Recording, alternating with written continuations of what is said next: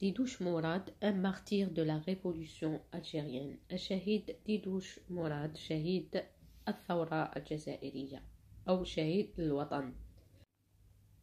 ديدوش مراد, surnommé Si Abdelkader, est une figure emblématique de la lutte pour l'indépendance de l'Algérie. Né le 13 juillet 1927 à Alger, il est décédé tragiquement le 18 janvier 1955 à Condé Smandou, aujourd'hui Zéroud Youssef, wilaya de Constantine. En tant que l'un de 6 fondateurs du Front de Libération Nationale, FLN, il a joué un rôle déterminant dans la première phase de la guerre d'indépendance algérienne.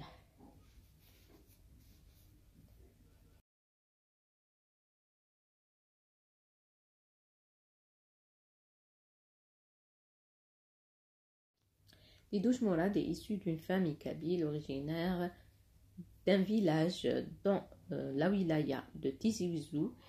Il grandit dans le quartier populaire de la Redoute, aujourd'hui connu sous le nom de Moradia à Alger.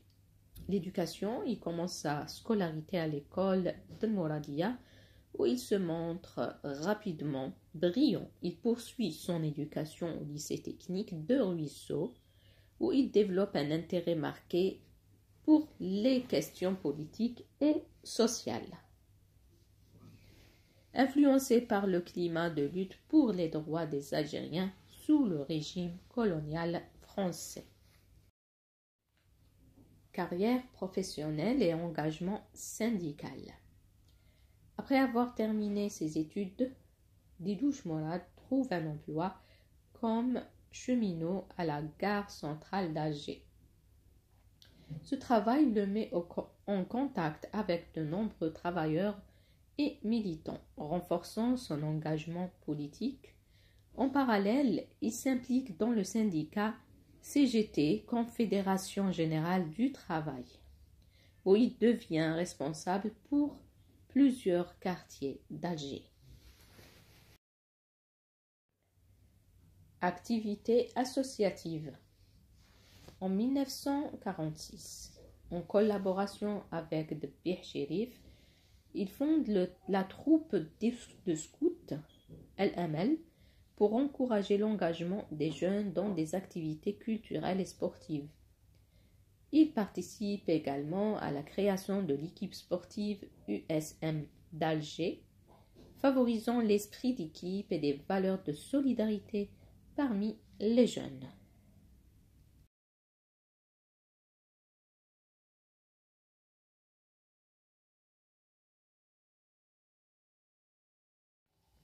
Parcours politique. Début de l'engagement politique. Didouche Morad commence à s'impliquer activement dans la politique algérienne en 1947 lorsqu'il organise des élections municipales dans son secteur. Cette initiative marque le début de son engagement pour la représentation des Algériens au sein des institutions coloniales. Arrestation et résistance. Lors d'une rafle orchestrée par la police, il est arrêté mais parvient à s'échapper, illustrant sa détermination à poursuivre la lutte. La même année, il participe à la création de l'organisation spéciale OS, une branche clandestine du mouvement pour le triomphe des libertés démocratiques, dirigé par Messalil Hadj. Il devient l'un des militants les plus actifs de cette organisation. En 1950, la police démantèle une grande partie de l'OS, entraînant l'arrestation de 130 membres. Bien que son rôle soit découvert, Didouche réussit encore une fois à échapper à la capture, mais est condamné par contumace à 10 ans de prison. Préparation à la Révolution. En 1952, avec Mostafa Ben Boulaïd et Debih Chérif, il crée un noyau clandestin à Alger dont la mission est de produire des bombes et de récupérer des armes laissées par les troupes américaines après la Seconde Guerre mondiale. Ces efforts visent à préparer le terrain pour la future révolution.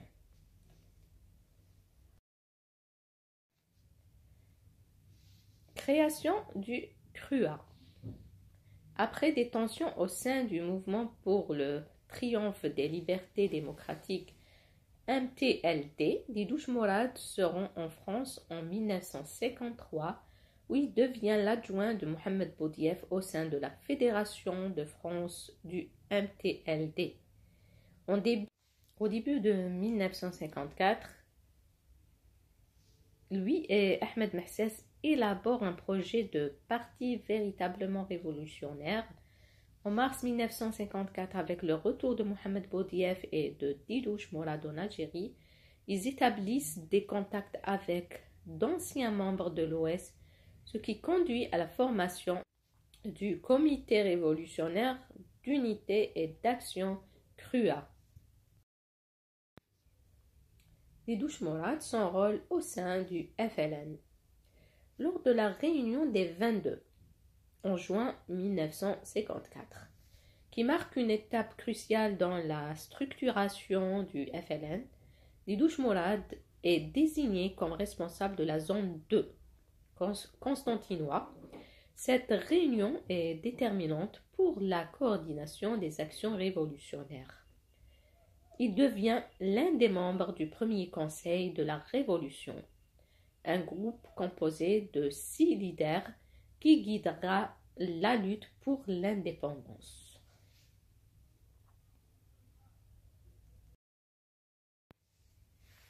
En octobre 1954, lorsque le CRUA est transformé en FLN, Didouche Morad reste un membre influent du Conseil,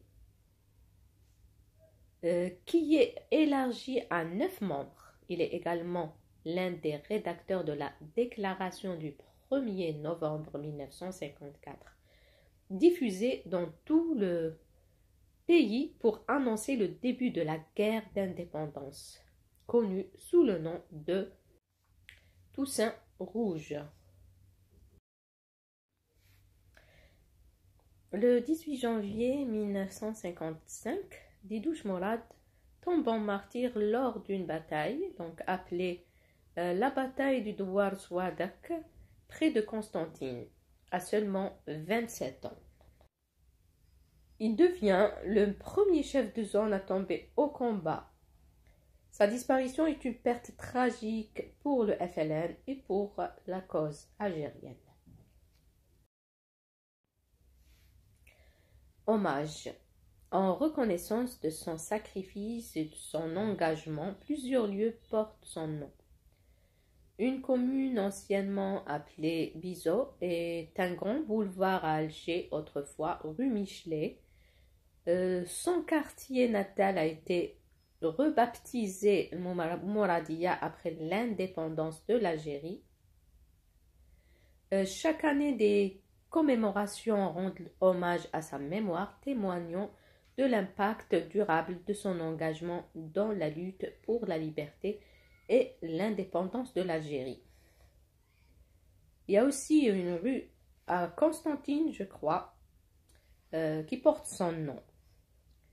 Didouche Morad reste une figure inspirante pour les générations futures, symbolisant le courage et le dévouement des Algériens dans leur quête de souveraineté.